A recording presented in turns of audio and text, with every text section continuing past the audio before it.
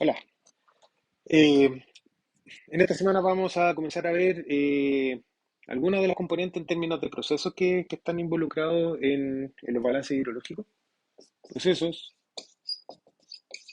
o flujos, digámoslo, que están involucrados dentro de los balances hidrológicos de cuenca, independientemente de qué tipo de cuenca nosotros estamos hablando, sino que eh, siempre van a existir estos procesos. En particular, vamos a hablar acerca de precipitación, evaporación y escorrentía.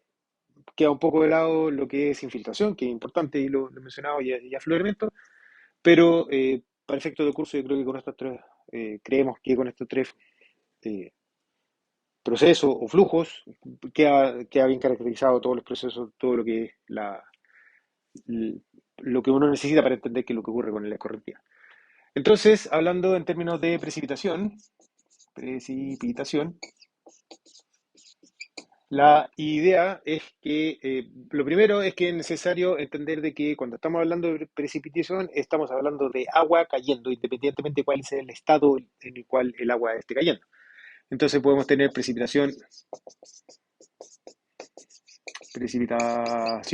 líquida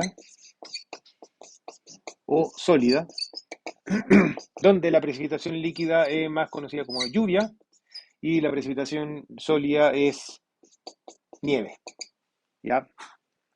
Y en términos generales, cuando se habla de una cuenca, cuando está precipitando sobre la cuenca, o sobre una cuenca, o cuando está precipitando sobre la cordillera, sobre lo que sea, se engloba estas dos formas en la cual podría estar cayendo el agua. Nieve o granizo. Granizo, que sería otra de las formas que están relacionadas con lo que es la precipitación sólida. Y en función de cómo sea el sistema, es de qué es lo que uno va a estar hablando y cuáles son las diferentes técnicas de medición para poder eh, ver qué es lo que está ocurriendo. En el caso de la precipitación de la lluvia, ¿ya? En general se mide con pluviómetros, pluviómetros, ¿ya? Que son unos aparatos donde esencialmente yo tengo un recipiente, hay diferentes formas, pero el sistema es, uno tiene un recipiente y puede ver cuánta agua es la que cruza a través de una superficie que uno efectivamente no entiende. Y mide el volumen que se podría estar acumulando. Esos son los pluviómetros más simples, donde hay alguna iniciativa incluso de pluviómetros ciudadanos, donde después de un evento de tormenta, si uno tiene estandarizado algún tipo de medición, que como les decía, es un recipiente con un área conocida, que se va acumulando el volumen de agua que precipita en una cierta parte, y uno después mide cuánta agua cayó dentro del intervalo de tiempo durante la tormenta. Y esa sería la información que se reporta. Existen otro tipo de pluviómetros y la gracia de que estos pluviómetros, de ese tipo de pluviómetros que les decía, es que miden precipitación acumulada en un cierto tiempo.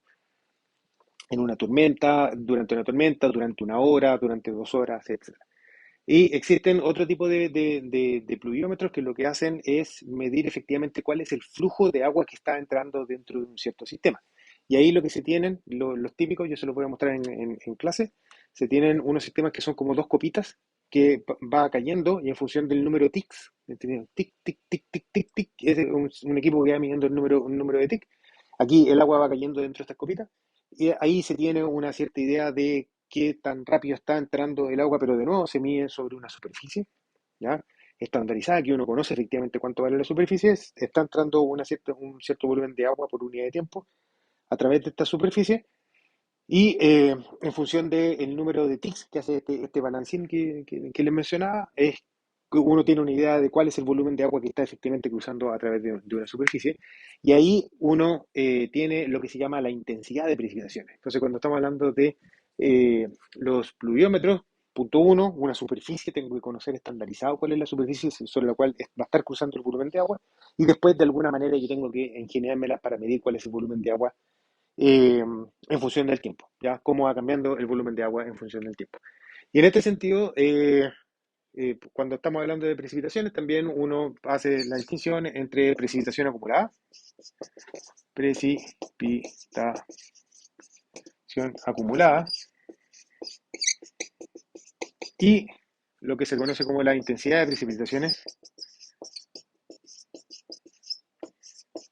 precipitación, ¿ya? Donde la precipitación acumulada generalmente se puede entregar en términos 24 horas, en términos mensuales o en términos anuales, ¿ya? Precipitación en 24 horas. Hubo una tormenta más o menos grande que llovieron 50 milímetros en 24 horas. Perfecto, esa es la información que se está hablando de términos de precipitación acumulada en 24 horas. Se tiene que la precipitación promedio sobre Santiago no es un promedio anual, sino que es la suma de toda la precipitación que llueve en un año y después yo tengo todo el agua que cayó para el año 1, el año 2, el año 3, el año 4 y después promedio todas esas cosas de ahí y eso es lo que entrego como precipitación promedio anual, ¿ya? Que no es lo mismo que tengo toda la información y le divido por la cantidad de días, no, se entrega información acumulada en un año, ¿ya? Pero que después, como tengo diferentes años, yo puedo hacer algún análisis estadístico y el principal análisis estadístico que uno hace es promediar, ¿ya? Entonces, si es que uno tiene un lugar que les dicen que en promedio llueven 150 milímetros al año, bueno, lo que está diciendo es que si yo sumo todo el agua que cae dentro de este lugar durante un año y ese ejercicio lo hago para diferentes años, el promedio de todos esos diferentes años va a ser de 150 milímetros. Y eso es una idea más o menos clara de cuánto es en promedio cae dentro de un año, ¿ya? Esa precipitación va a estar concentrada en algunos periodos del año. Puede que esté concentrada en invierno de acá del hemisferio sur, cuando hace frío, puede que esté concentrada durante el invierno altiplánico, cuando estamos hablando en el norte. Eh, y ahí depende, bueno, de cuáles sean las características del lugar. Y en general, a partir de los valores mensuales, que de nuevo son valores acumulados a nivel mensual, ¿ya? No son valores promedio, sino que yo calculo cuánto es el agua que cayó en enero, calculo cuánto es el agua que cayó en febrero, y así sucesivamente, y voy entregando valores acumulados que me representan cuánto sería el valor mensual, la precipitación mensual para diferentes zonas. Y en función de estos valores mensuales, uno puede de nuevo hacer algún tipo de gráfico, o donde acá se tiene mes, uno 2 3 4 etcétera. Y acá se tiene milímetros, ¿ya? Pero siempre es bueno tener idea de cuánto uno está acumulando y uno tiene, por ejemplo, gráficos de precipitaciones, así, y después vuelve a disparar durante los meses invierno-verano. Y este es el tipo de gráficos que uno puede obtener en términos de las precipitaciones promedio mensuales para el mes 1, para el mes 2, 3, 4. Y este tipo de gráficos lo que me está diciendo es que llueve principalmente concentrado en enero, febrero, marzo y después noviembre, diciembre, o sea, altiplano. Por el contrario, si es que yo tengo tipos de precipitaciones donde las precipitaciones están acumuladas en junio, julio, agosto, bueno, tenemos otro tipo de sistemas, que son los que tenemos acá, por ejemplo, en la zona central con las precipitaciones mensuales. Y aquí lo que se estaría graficando en este milímetros estaría la información, cuál es la información que en promedio cae durante el mes, la suma total, la precipitación acumulada. Y por el otro lado, uno habla de intensidad de precipitaciones. Aquí, cuando uno está hablando de intensidad de precipitaciones, escribe directamente en términos de milímetros, por ejemplo, por hora. Es como la típica unidad en la cual va a estar entregando, ¿ya? Y por lo tanto me dice qué tan fuerte está lloviendo, pero para un periodo de tiempo en particular, ¿ya? Uno puede ver ahora y caracterizar una tormenta, entonces vamos a tener horas aquí, y aquí en el eje Y va a estar graficando en términos de milímetros por hora, y lo que puede ver es que de repente llegó una tormenta que partió despacito, despacito, y después se puso a llover fuerte, llovió fuerte durante un par de horas y después baja y después se acabó la tormenta, ¿ya? Entonces, el alto de cada una de estas barras me está diciendo que dependiendo del ancho, si es que el ancho es una hora, porque no necesariamente se entregan valores estos valores no necesariamente se entregan referidos a una hora, sino que uno puede tener mediciones por ejemplo, cada 15 minutos, cada media hora, etcétera, 5 minutos en algunos lugares. Eh, y lo que se estaría entregando, pero el valor, si bien se entrega en términos de milímetros por hora, el número, la frecuencia con la cual se entrega ese valor en términos de milímetros por hora no necesariamente está dado cada una hora, sino que se puede dar cada 15 minutos, ¿ya?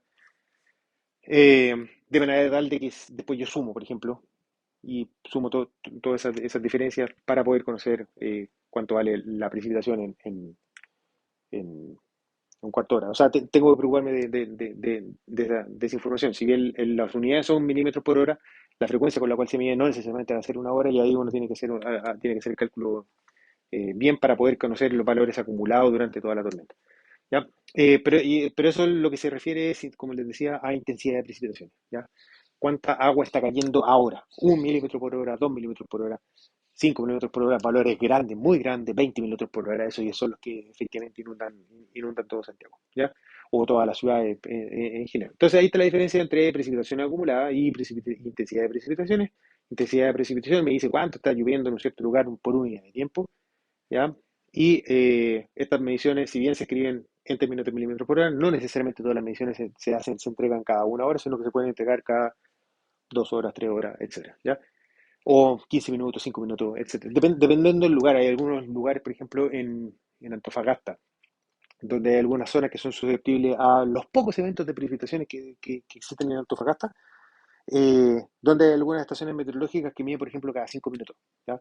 Y entregan información con una muy alta frecuencia cada 5 minutos. ¿Por qué? Porque la idea es precisamente poder identificar si es que llega algún evento donde llueve, en 5 minutos cayó todo el agua y dejó la escoba, poder tener un cierto nivel de respuesta más o menos rápido ante ese tipo de eventos, o de levantar algún tipo de alerta ante ese tipo de eventos. Sin embargo, a lo mejor, por ejemplo, en el Biobío no necesito información cada 5 minutos, sino que basta con información horaria para poder entender y poder armarse una idea de cómo hacer la respuesta de esta cuenca ante algún evento de precipitaciones que puede estar afectando la cuenca. ¿Ya? Eso, como les decía, independientemente de que los números se entreguen a nivel de milímetros por hora, puede que las mediciones no se hagan a nivel de milímetros por hora. Entonces, por otro lado, y la medición acumulada, 24 horas, sumo toda el agua que cayó durante en 24 horas, sumo, no promedio, sino que sumo todo en 24 horas, sumo toda la información que cae a nivel mensual, sumo toda la información que cae a nivel anual. Y eso es lo que me está entregando los valores de precipitaciones como acumuladas. Eh, Hora, diarias, mensuales o anuales, etcétera. ¿Ya? Y la última información que está relacionado con lo que son las precipitaciones, hay otro tipo de equipo para poder medir lo que es intensidad de precipitaciones. La intensidad de precipitaciones igual siempre se mide sobre esta lógica de las cubitas, por lo menos, o sea, de este balancín. Pero hay otros equipos que funcionan principalmente a nivel de radares, por ejemplo. Se pueden instalar radares meteorológicos para poder identificar zonas donde está cayendo eh, agua con mayor o menor intensidad. Hay otro tipo de sistema que, si mal no me acuerdo, mide incluso el tamaño de la gota, ¿ya? Para poder caracterizar de que, no sé, pues si está cayendo un cierto volumen de agua en un puro gran goterón, el impacto que puede tener ese puro gran goterón, que no existe, sino que siempre son gotas, pero el impacto que puede tener ese puro gran goterón cayendo sobre el suelo puede generar un nivel de escorrentía muy diferente así si caen puras gotitas, ¿ya? Independientemente de que el volumen por unidad de tiempo que esté cruzando por una cierta superficie, para poder escribir esto en términos de milímetros o litros por metro cuadrado, ¿ya? Eh, y entregar esa información de qué tan grande es la gota sirve, por ejemplo, para poder identificar riesgos algunos asociados a algún tipo de que se cae el cerro o algún tipo de inundación, ¿ya? Así que existen diferentes equipos que funcionan, pero a nivel de usuario básico, la información se mide con cubetas, volumen de agua que cruza por una cierta superficie, por unidad de tiempo, y ahí va de qué tan frecuente yo tomo la medición, y esa es la información que se reporta principalmente en los organismos estatales que son los encargados de medir precipitaciones. ¿Cuáles son esos organismos? La Dirección General de Agua principalmente y la meteorología. Y hay otras estaciones que van por el lado de calidad del aire, temperatura, no tanto precipitaciones, y otro tipo que van por el lado de agronomía, ¿ya? De línea. Esas son como las diferentes fuentes de información que ustedes pueden encontrar para poder ir descargando información que se va a estar entregando en términos de milímetros por hora o de lo que sea, ¿ya? O valores acumulados diarios. Y lo último que yo les quiero mencionar es que imagínense que tenemos varias de estas estaciones, tenemos una cuenca, ¿ya? Esta es nuestra cuenca, tenemos el cauce del río con sus tributarios, ¿ya? Y vamos a tener estaciones que están puestas, por ejemplo, tengo una cuenca, una estación meteorológica por allá arriba, que mide precipitaciones, tengo otra por acá abajo y tengo otra por acá abajo, ¿ya? ¿Cuáles son las cosas que en general uno observa? Es de que existe el efecto orográfico, orográfico, ¿ya? Que es básicamente que hay la precipitación, depende de la altura, del punto de medición. Tiende a llover más a mayor altura. Esa es como la regla básica. Mientras más alto en la cordillera uno se va, más agua cae por evento, ¿ya?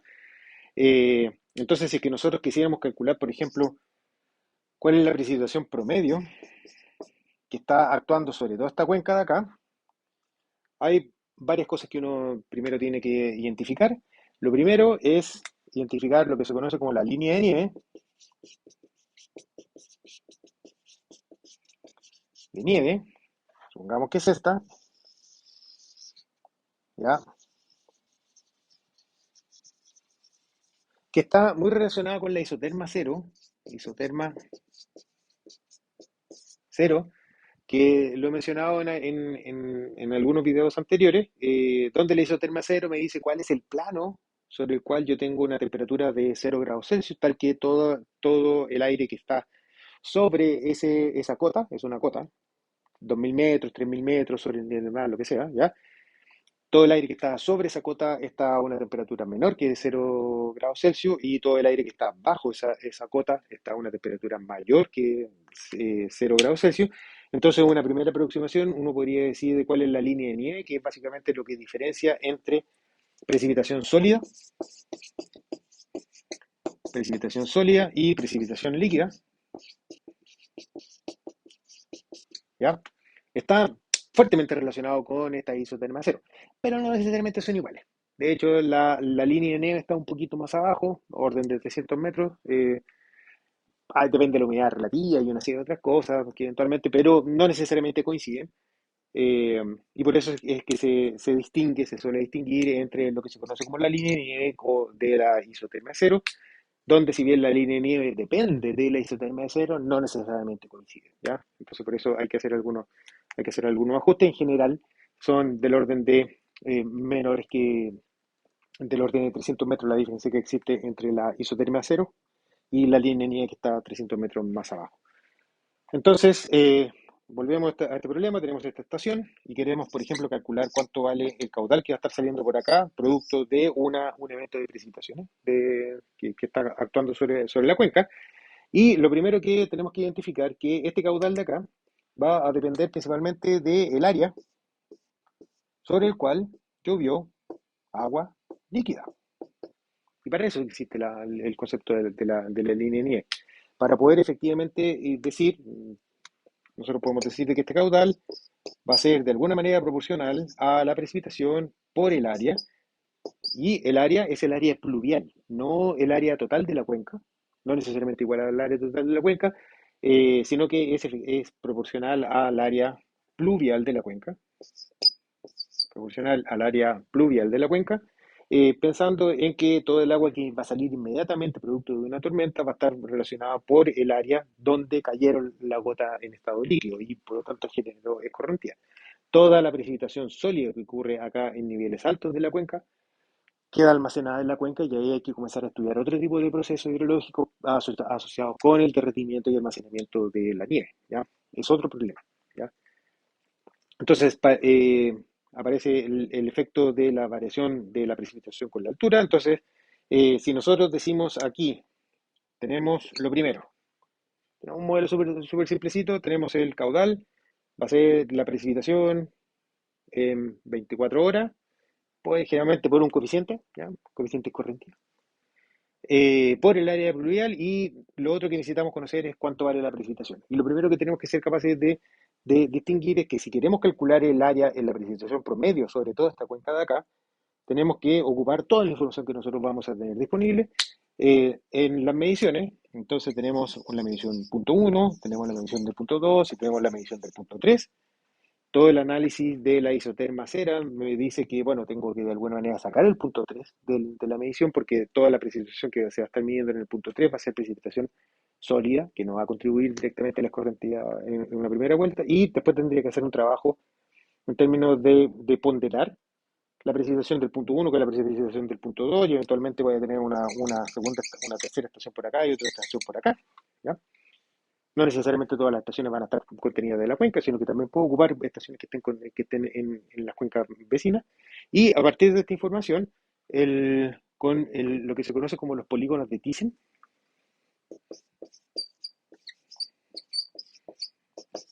de Thyssen, ¿ya?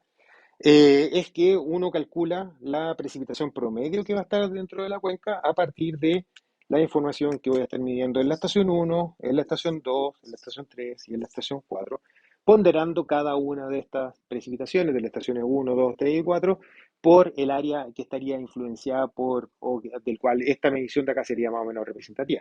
Y para eso la idea es que si tomo estos dos puntos, tomo el punto medio, tomo estas dos estaciones, tomo un punto medio, tomo estas dos estaciones, tomo una recta promedio, tomo estas estaciones, entonces acá. No sé si se entendió mucho. ¿Ya? Defino, ahí, ahí está. ¿Ya? Entonces esta estación de acá va a ser representativa de ese polígono. ¿Ya? Esa estación de acá va a ser representativa de lo que ocurre al interior de este polígono. Acá, esta estación de acá va a ser representativa de ese polígono, y esa estación de acá va a ser representativa de ese polígono de ahí. Y en función de eso es que yo puedo hacer la ponderación desde el punto de vista de diferentes superficies para poder conocer ahora cuánto sería la precipitación promedio sobre toda esta cuenca, de manera tal de incluir, por ejemplo, todo lo que es el efecto orográfico que yo les mencionaba en un principio, ¿ya? De que las estaciones que están ubicadas más arriba de la cordillera van a estar entregando números de mayor intensidad y mayor precipitación acumulada durante un evento que las estaciones que uno va teniendo más abajo. Entonces, si es que uno quiere entender, por ejemplo, qué es lo que ocurre con una gran crecida eh, en Santiago durante el verano, ¿ya? Imagínate qué ha ocurrido. Se pone a llover en verano, producto de lluvias que vienen desde Argentina, que se pasan un poquito para este lado de Santiago. Generalmente en el valle no está lloviendo para esa época, o está cayendo muy poca agua. Sin embargo, arriba de la cordillera está cayendo el diluvio, ¿ya?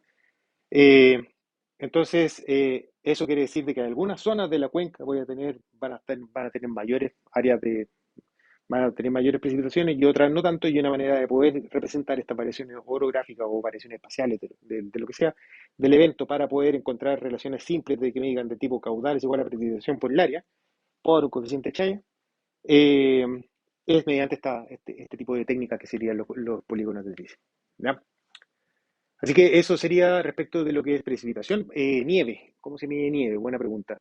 Si que uno va a medir, el problema con la nieve es que eh, la nieve cambia su densidad. Entonces yo no puedo, el tema ahí uno tiene que comenzar a medir masa, ¿ya?